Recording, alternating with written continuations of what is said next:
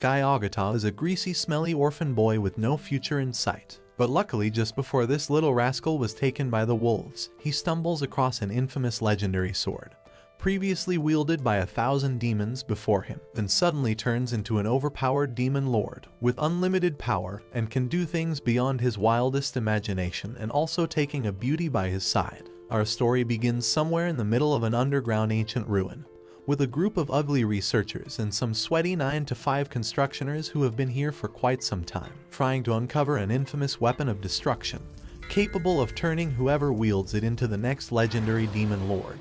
And this weapon is known as the sword swordsmy.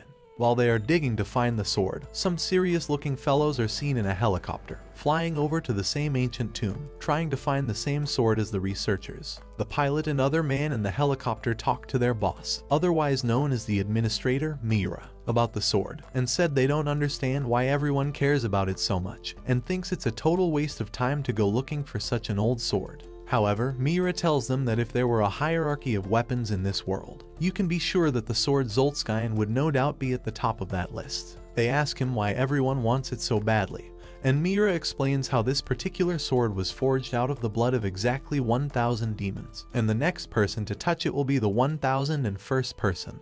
But normally humans can't control it, unless the sword chooses you as its wielder. After, another man sitting next to the boss, named Seiya Kijo, informs Mira that the next person to possess it would also be gaining the power of all the previous demons who had wielded this sword, and would become a very dangerous individual, so that's the reason they must find it first, so no one else can claim this kind of power. Back in the ruins, the skinny worker in charge of finding swordsmy explains to one of his construction workers how the origin of the sword came to be. And back in the Roman era, roughly around 2,000 years ago, a small poor village on the outskirts of the Roman Empire was randomly attacked by some samurai savages, just simply attacking the village for fun, and to plunder what they had, taking all the women for themselves and destroying their homes to the ground. The village priests begged God for aid in their struggle, but received no answer at all during their darkest times. As they received no answer from God, they gathered all the sheep in the village and made a sacrifice, praying to a demon god instead as their last hope. Surprisingly, the demon god answered their wishes, and then came along a vicious-looking demon knight figure as big as the Hulk, who was wielding the sword named swordsmy.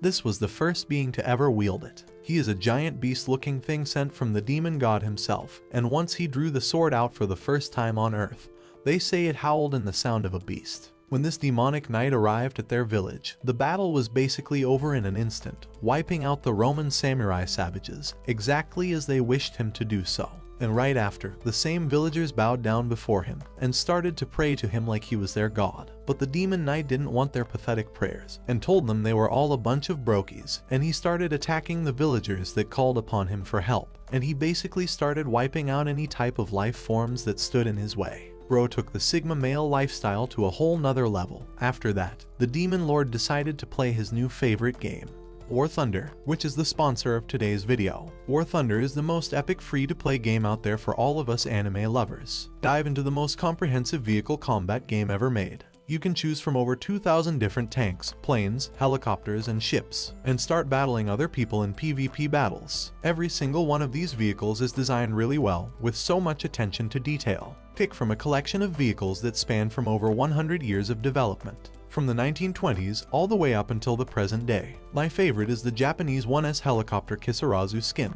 which stands out from everybody else in the server. But the best part is that you can customize any of these vehicles with over 1,000 different anime-related skins, which is personally the most exciting addition of this game for me, and you can use unlimited community-made skins of your favorite waifu. But it gets even better, as you can also download anime voice packs and listen to your crew talking like a bunch of weebs while dominating the server. So what are you waiting for? Download War Thunder right now. Available on PC, Xbox, and PlayStation consoles. And you will receive your exclusive in-game bonuses by using my link in the description and claim an epic 3D Dakamakura anime pillow to add onto your tank. It's available for a limited time only. After some time, the researchers finally dig enough to enter inside another secret tomb which seems to have several corpses and statues inside, and right in front there was some kind of hidden door. After cracking part of the wall, they see a golden glow light up the room and they have finally found the sword Zoltskine after thousands of years. However, right as they locate the sword, the people who are in the helicopter arrive outside, demanding that these smelly losers hand over Zoltskine immediately, and they state that they are with the Rare Weapons Administration team, who handles ancient artifacts and legendary weapons from all around the world. But Zoltskine was almost impossible to find, so the workers refuse to comply with the boss man himself, and an all-out war occurs between these elite Black Ops-looking soldiers versus these ugly workers. They fire several bullets back and forth, but these elite soldiers were far more superior. That's when the boss of the ancient researchers grabs Zoltskine and tries to attack the soldiers while wielding the sword. The worker can now easily take out the elite soldiers and destroys them all within the matter of seconds. After that, he approaches the administrator Mira, but all of a sudden, the man is seen to be having some kind of fit, and his eyes roll to the back of his head while screaming out words that no one can understand. It seems that he cannot handle the power of such a weapon. And that's when the right-hand man of Miura, Ikijo, explains how the dark aura of Zoltskine will swallow you whole if you're too weak of a person, making you unable to bond with the sword, so it cannot be used by a dumb skinny worker like him, and only by a top G. After, Miura instructs Ikijo to retrieve Zoltskine from the man, and Ikijo uses some kind of magical power as Ikijo seems to also be in possession of another legendary weapon of his own, and he uses this power to generate a strong energy force which knocks down the dumb worker, and safely securing Zoltskine inside a metal container. They bring Zoltskine back to the Legendary Weapons Administration Organization headquarters. They safely secure the weapon inside the facility and store it away with the rest of the other legendary weapons. Ikijo and Miura look at the weapon closely, and Ikijo thinks it's ugly, but Miura thinks it's absolutely beautiful, so Ikijo laughs and said he's going to bed. After that, the Weapon Administration team go back to work, trying to find other weapons like Zoltskine, as there are other demon swords out there which also have a lot of power, but nothing compared to Zoltskine. These swords have different types of abilities like turning you into a fire demon and many other side effects, so this organization is taking them for themselves and bringing them to their facility. However, one night, the boss Miura enters the facility where they store Zoltskine, as he seems to be drawn towards the sword, and can hear it calling out his name. The sword can detect the love that Miura has for it, as Miura always speaks so highly of the sword, so it's given him a symbiotic relationship with it. And now he just can't seem to get away from the urge of wanting to touch the sword and to feel it in his own hands. At this moment, Miura is sick of being a worthless beta male, and opens up the case containing Zoltskine and picks it up. And he finally feels like a real man for once and goes crazy. When wielding the sword, he embraces all its power, and the cursed energy takes over his entire body, awakening the demon once again. All of his subordinates quickly rush into the facility as the alarms start going off, because Zoltskine has been removed from its container, and the guards are then met by a demonized Miura staring right at them as they tremble in fear. They immediately take out their guns and shoot at Demon Boy Miura, but Miura is now an invincible Demon Giga Chad, smiling while he takes out each of the guards one by one before leaving the building.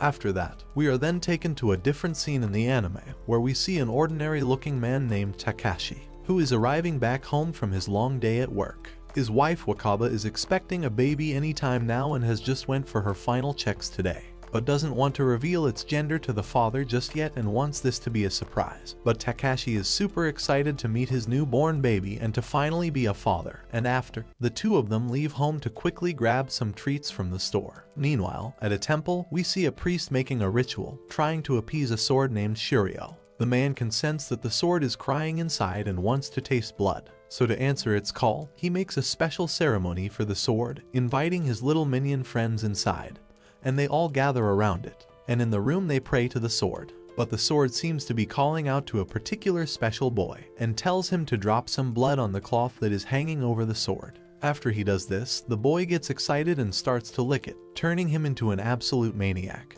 and starts to take out all of his dumb friends who were invited to the party, one by one. After eliminating all the peasants in sight, the sword starts to glow up with purple flames, and the demon within him is still hungry for more, so the demon boy heads outside to find some more snacks. While outside, Wakaba and Takashi are seen heading back from the grocery store with their Scooby snacks, and while walking home, the hungry demon boy is seen lurking about. and knocks down Takeshi. Wakaba is heartbroken and falls down beside him to see if he's awake, but he was eliminated by the demon boy. After, he proceeds to go after other civilians on the street until the boy wakes up and realized what he has just done, as the sword was in control of him this whole time, and he drops the sword while screaming out how sorry he is. But after seeing Takeshi is gone, Wakaba grabs the sword out of anger and uses it to kill the demon boy, and my dude gets some juicy instant karma. After, Wakaba is trying to get the demon out of her head, but her hand is apparently glued to the sword and she can't seem to drop it. At this moment, we see Miura on a highway bridge with Zoltskine, and the security team asks him to drop it. However, he refuses and a purple smoke releases from the sword, and at that moment a person with the second sword has now arrived,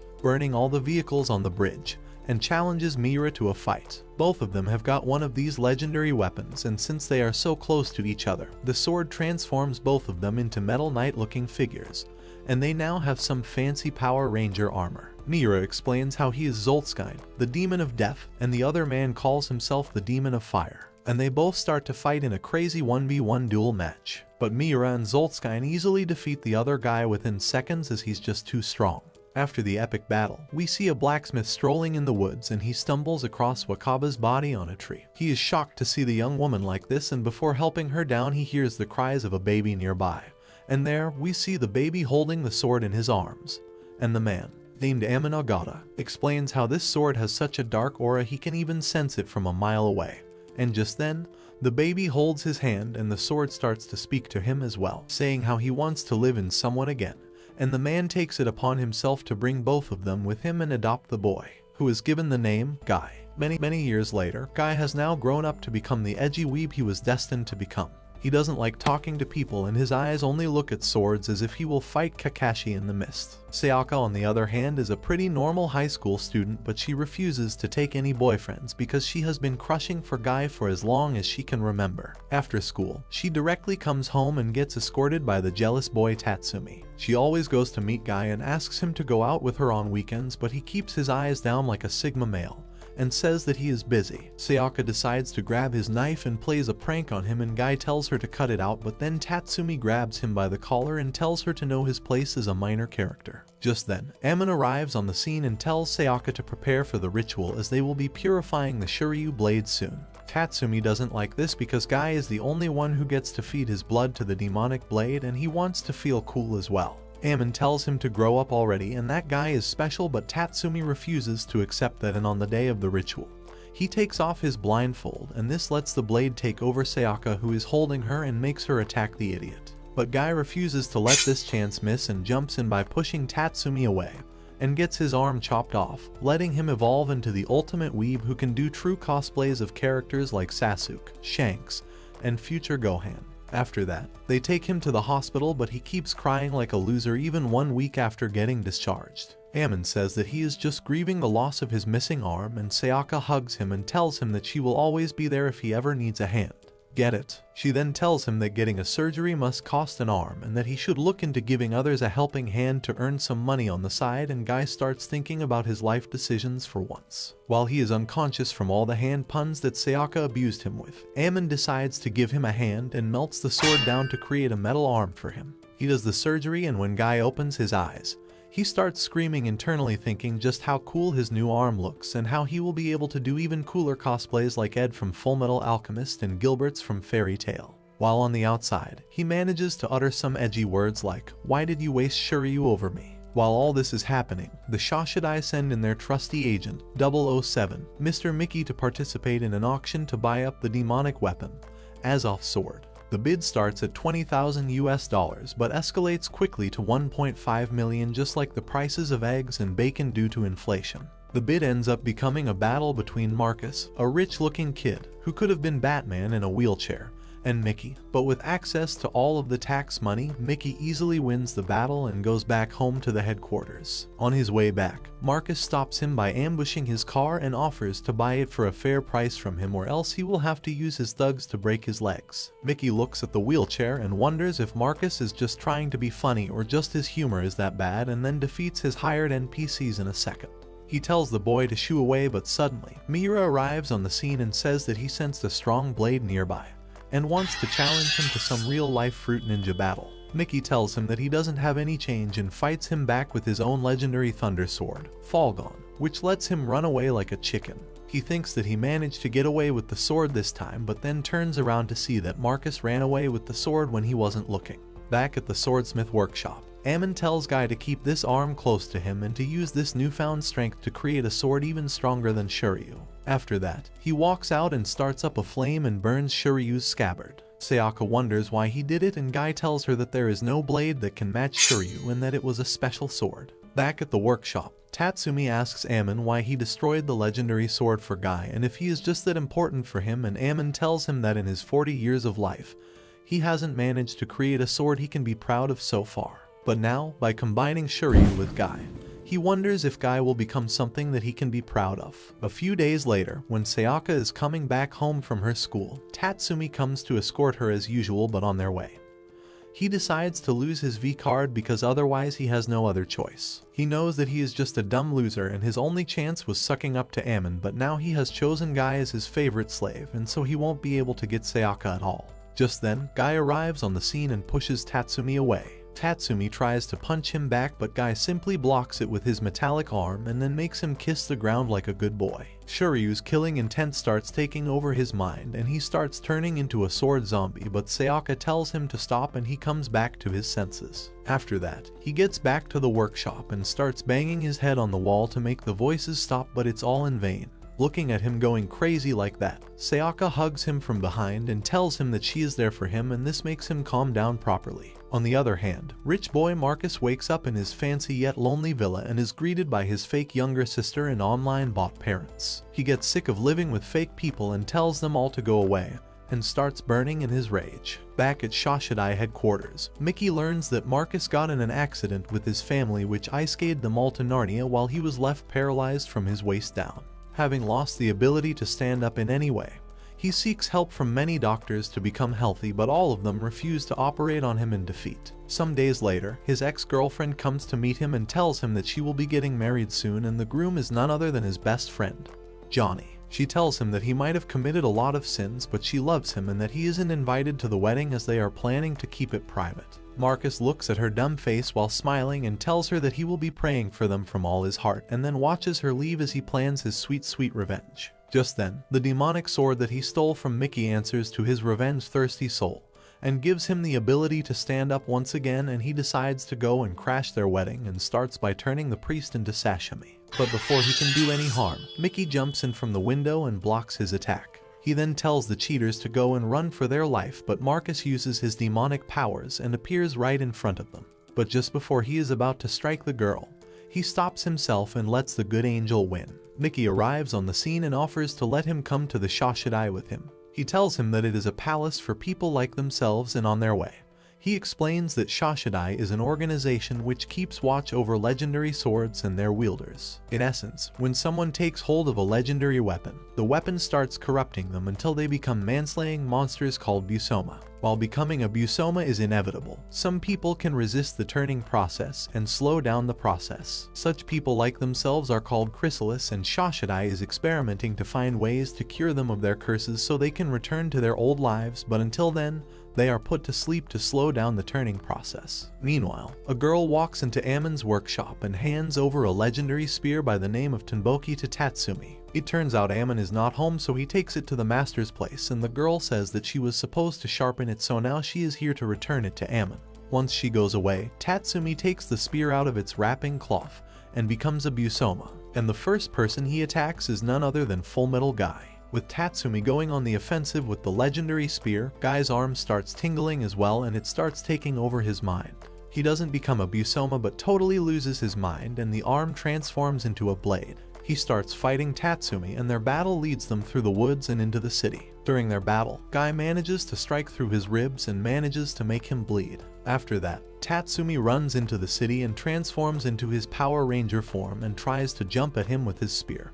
But Guy dodges back and then stabs him through his armor, making him cry like a sissy demon lord. Just then, the Illuminati people send in some helicopters to take them down, but Guy strikes one of them down with a wind slash, and then runs back to the workshop and returns to normal. His arm tries to hurt him, but Ammon grabs it and makes it stop being crazy. Meanwhile, Mickey takes Marcus to the headquarters and hands him over to Administrator Kyoka. She takes him to meet the leaders, who turn out to have an alien X fetish and use AI to talk to them with these big 5 heads. In the meantime, Mickey goes for his medical checkup before going in for his sleep in the freezer. But let's forget about all that for a moment and appreciate him rizzing the nurse up, even though he will meet her next after many years. After his examination, he goes back to meet up with Kyoka and Marcus, and they walk inside the storeroom to put their weapons away. With that out of the way, Kyoka sends them away for their cryogenic nap and heads back to the main station to receive the news of 2 Busoma fighting in the city. To take them down, she decides to awaken their strongest chrysalis, Ikijo, from a 16-year-long nap and makes him go after them in the mountains. Meanwhile, Miura invades a prison to feed his sword with the anger and rage of all the prisoners in there, and back at the workshop, Tatsumi sneaks inside and hides in the shadows to ambush Guy. On the other hand, Guy has mentally turned into a baby, and Ammon thinks that it must be due to him becoming afraid of Shoryu's power, and now he wants to just hide away like a baby in the womb to protect himself. Back at the headquarters, Kyoka reveals that long ago there was a kingdom that opposed God, and to punish them, God sent down a ring of light that razed the entire kingdom to the ground. After the light vanished, there was not even a single blade of grass left from the kingdom, and in the sand only the weapon of God, Chakram, remained. After that, people worshipped it as an object from God and then sealed it away to keep them safe. Now, Ikijo is the person who wields this weapon, and he is most certainly their strongest soldier. In the meantime, Guy is still acting like a baby and runs off into the forest to see his mother's grave. It starts raining and he starts crying while looking at her tombstone. Sayaka walks up to him and decides to take care of him and tells him that she will take him to the festival. At the same time, Ammon meets up with his old master and shows him a blade that he created. He still seems unsatisfied and tells him about his decision to merge Shoryu with Guy and says that he has faith in him becoming his ultimate creation. Besides that, they wonder if there is another Shoryu, and if that is true, then the one that they had was the lesser of the two, as it didn't have any name on it. While all this is happening, the sword sharpener, Kiyomi, is enjoying her time looking at her apprentice sharpening a blade and tells him about the history and importance of their craft. Just then, they receive an urgent order from someone rich, and the sword to be sharpened turns out to be the true Shoryu. The blade almost takes control of Kiyomi, but she manages to quench its thirst for blood by feeding it some of her own, and after an intense session of working on it, she manages to complete the task. The client turns out to be a mysterious old man, and he walks away with the sword just as quickly as he came with it. On the other hand, Miura is enjoying some piano in a hall and gets ambushed by the new owner of the flame sword, Flamberge. It calls out to him and says that they are both legendary ancient weapons, and so they must settle the score, but Miura says that he is not the same, as he has never been defeated while Flamberge has lost to him once before. After that, they turn into their Power Ranger forms and start fighting on the rooftop. Their battle is witnessed by a number of Busoma, including a powerful-looking Reaper called Grims. As for the results of their battle, Miura easily defeats him and proves his superiority once and for all. Back in the city, Sayaka enjoys the festival with Baby Brain Guy and finally takes him to a shrine and makes a wish for him to recover and be safe, and for him to give her attention when he turns back to normal. Just then, they are ambushed by Tatsumi in his Power Ranger form, and he walks forward to strike Sayaka. Guy stops his attack with his arm, but then sits down in the corner like the baby he is. Tatsumi grabs her by her neck and says that he will put an end to her misery, but then his arm gets cut off, and we turn around to see Ikijo rocking his chakram.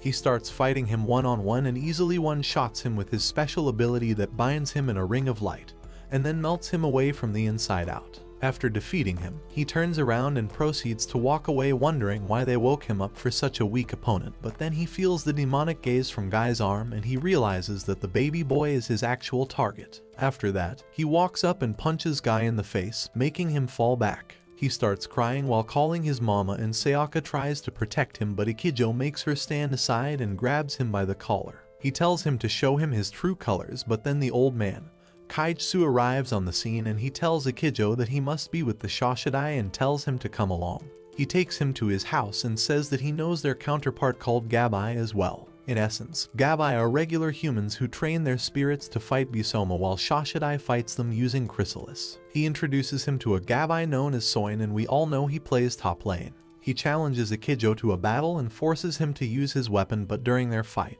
Guy notices a Busoma coming out of his shadow, and he tries to make it go away with a stone. Soin thinks that he is messing with him and picks him up by his collar, but then the Busoma in his shadow comes out and strikes through his back. After that, it starts attacking Guy and he transforms into his battle form as well. While enraged, he takes down the Busoma and then turns back normal and runs into the woods as the old man keeps Akijo busy with his weird behavior. He tells him that he will take him to someone who knows more about the boy and his sword and takes him to Ammon. They talk about Guy's past and how he grew up, and Akijo realizes that he is much similar to himself. Meanwhile, Sayaka and Guy hide in a cave in the woods where they used to play together when they were little. It looks like fighting again and trying to man up brought him back to his senses, and he is now acting normal once again, which means his depression and trauma are back as well. He tells Sayaka how he doesn't have any good memory of his childhood and that he has been running from the darkness all his life in the fear that it might take him in. But now, he has decided to forge swords with his own hands and to cut down this world to make way for a world where he can belong. Sayaka starts wondering what kind of crack he is on but lets the rain pass away before walking back home. Once they reach back, Akijo invites him to come to Shashidai with him if he is looking for a new world where he belongs, and then takes him with himself. With that, Akijo drives him towards the Shashidai headquarters, but tells him that he has to run an errand on their way, so he will be tagging along. This errand turns out to be a visit to an old lady named Kei. She looks probably old enough to be Akijo's mother, but in reality she is his girlfriend.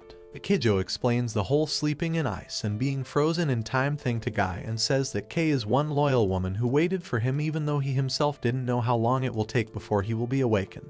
When they first met in high school, she was 1 year younger than him, but now she is an old yet beautiful lady. After that, he tells him to go get himself busy somewhere else so he can spend some time with his sweetheart. Being the gentleman he is, he takes care of her greatly and dances with her on their favorite old song and even paints her toes. He takes her on a vacation to the beach and finally proposes to her, and helps her get dressed in a wedding gown before putting her to rest in the bed with a love-filled kiss. Meanwhile, Guy goes out to the city and gets inside a crowded hall which looks like a stage for some concert, but it turns out to be a bunch of sweaty gamers jamming to their idol and streamer Digimon Midoriko. They play a Street Fighter style battle game and she wins the match like a pro, and ends the performance with a song of her own. Guy wonders what this weebish concert was all about, but then walks out of the hall without wasting more time. On the other hand, the opponent who lost to Midoriko acts like a freak in front of her, and they end up having a quarrel in the alley behind the hall. The guy starts beating her like a ragdoll, but unfortunately for him, the beat-up Flambridge is looking for a new body and it presents itself to the girl. Midoriko picks up the sword and it takes control over her immediately.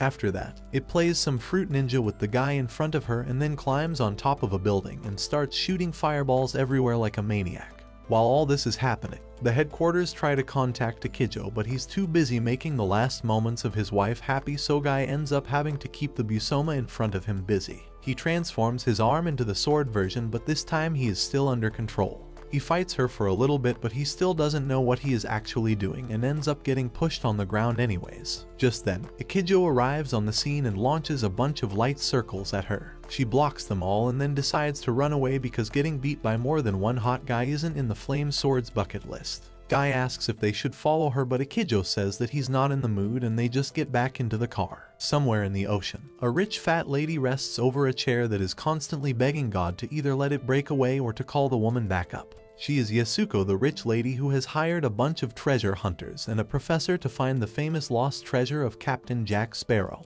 But in hopes of finding his lost jar of sand, they stumble upon the not-so-famous treasure of the pirate Throla. She wants all the gold and silver in it, but the professor is there to find the legendary Galen's hammer. It is said to be a weapon known for its heavy strikes and durability, which can shatter other blades and reign supreme. Their search goes on for quite some time, and eventually the divers manage to find the treasure, and they all party with the gold around them. They never find the hammer, but once the gold is in front of them, the professor starts showing his greedy side. He turns the whole treasure hunt into a boat murder mystery, and starts strangling all the members one by one. Eventually, he gets struck down by the mistress's bellboy, Billy, but he has also grown balls and tries to put down his master. He ends up pushing her into the ocean, but unlike Big Mom, Yasuko hasn't eaten a devil fruit and she ends up falling to the ocean floor besides Galen's hammer. The hammer takes control of her body and makes her swim up, and she strikes Billy down and claims the whole treasure for herself. Meanwhile, somewhere in the city, there is a famous model and hairdresser by the name of Issei.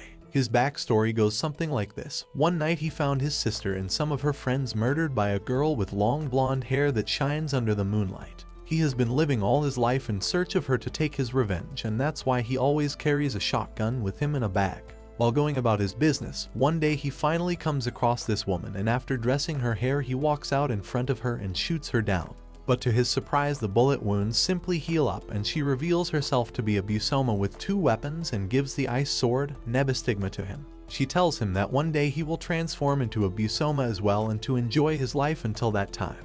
After that, one day while dressing a customer's hair, Issei's hand starts twitching, and this customer turns out to be none other than the Busoma of Galen's hammer, Yasuko. Back at the headquarters, Kyoka awakens Mickey and Marcus and assigns them their first mission together. They must infiltrate the famous real estate company where the owner is rumored to have bought the legendary weapon, halberd, from a foreign owner. The weapon is said to grant its wielder with the power of 100 men if used for justice, but at the same time it can cause massive destruction if used for evil. Shashidai nurse and Mickey's secret girlfriend, Mina, has already infiltrated the company as a personal nurse and secretary for the CEO, and has acquired the floor plans as well as passwords and access keys for them to get down in the basement and get the weapon out of the safe. Mickey and Marcus suit up like bros and then walk down the street to meet Mina. They enter the building and tell the receptionist to tell the CEO's secretary that there are men from I Miss You Incorporated to meet him and they will know. The message gets delivered and they meet up in her office. Marcus gets surprised when he finds out that Mickey and Mina are in a relationship, and Mickey tells him to keep it a secret because it is not allowed in their line of business. After that, she gives them the keys and the passwords and tells them that the halberd is stored inside a massive safe in the basement, and they can reach it through the vent ducts from the men's washroom. After that, they both suit up in their 007 costumes and walk to the washroom without letting the cameras pick them up. They manage to do it thanks to Marcus' sword's ability, which makes them invisible for a short time. After that, they get inside the ducts and go to the safe room and unlock the door. But to their surprise, instead of the halberd, they are greeted by another safe door, and Mickey tells Mina that they might need another password for it. Meanwhile, Marcus manages to idiotically trigger the security system by accidentally letting his eye get scanned. Soon the room starts filling up with gas and they try to cut through the safe with their weapons, but it proves useless. They ask Mina to find the password and she tries but gets caught by the CEO, who turns out to be the Busoma of the halberd. Hearing her scream over the phone, Mickey cuts through the vent ducts and instantly arrives at her location and finds Halberd about to strike her down. He tells Marcus to jump forward and then runs in himself to block the hit for Mina. With that, he runs his blade through Halbert's armor and destroys its vessel, but the weapon still lives on and it makes itself get absorbed in him as well, making him a chrysalis with 2 legendary weapons. Mina and Marcus worry about his condition, but he says that he is too awesome to get sick and then takes Mina out on a date. At the end of their date, Mickey loses control and almost transforms into a Busoma. Still, he lets the weapons run rampant and causes a lot of destruction. He is about to send Mina to another world, but then Guy and Akijo arrive on the scene and fight him until his condition becomes stable. The fight proves to be really intense, but at the end, with the help of some plot armor and luck, Guy manages to defeat the hybrid Busoma and return Mickey to his human form. After that, Mickey, Marcus, and Mina return to the headquarters and run a test on Mickey and realize that it's too late for him and the most they can do is extract the weapons out of him. Mina tells him that he should be fine and the test results suggested that he will be better after the cold sleep, but when the time comes, they put Marcus to sleep first and then destroy Mickey inside the capsule to extract the weapon, and for the last shot we find out that the true player was Mina all along, who did it all on the organization's orders and was playing a part as Mickey's girlfriend to keep him obedient to the organization. A few days later, we see a rich silver-haired young boy named Shin attend some meetings with people looking to open an orphanage and an elderly home. He promises to fund both projects, but there seems to be an issue, and that is that both parties are looking to use the same building. While Shin is a fine young man, he also possesses the legendary True Shuryu and can hear its cries. Despite all that, instead of turning into an edgelord like Guy, he decides to be a cool person like Kakashi, and he helps others, greets them cheerfully, and even manages to riz up Guy's childhood friend, Sayaka, on his way back home. After his meetings with the project managers, he goes to the location of the building and suggests that they open a combined facility to take care of orphans and elderly together. This way they will be able to provide a great environment for all of them, and promise to fund the project himself if they agree upon it. On his way back, he finds some hooligans messing with Sayaka, who is going back home, and he steps in to make them stop. But instead of fighting back, he just stands there like a pretty boy and gets himself beaten up to the ground. Later on, the bad boys walk on and run into Digimane, who is now the Flame Sword's Busoma. They try to take her aside, but she makes their legs shake in fear by pulling out her long sword from under her shirt. She hacks one of them down and lets the other one run away like an NPC for the ambience. Surprisingly, Guy happens to be in the same area and he jumps in to protect Sayaka and the other people. He starts fighting the flame sword, but she remembers how she got beat the last time and decides to run away with some vanishing flame magic. On the other hand, Ikijo is confronted by Miura and realizes that his old friend has now become a Busoma. He says that he will put him to rest with his own 2 hands, but he vanishes away into the darkness and tells him that they will meet again soon.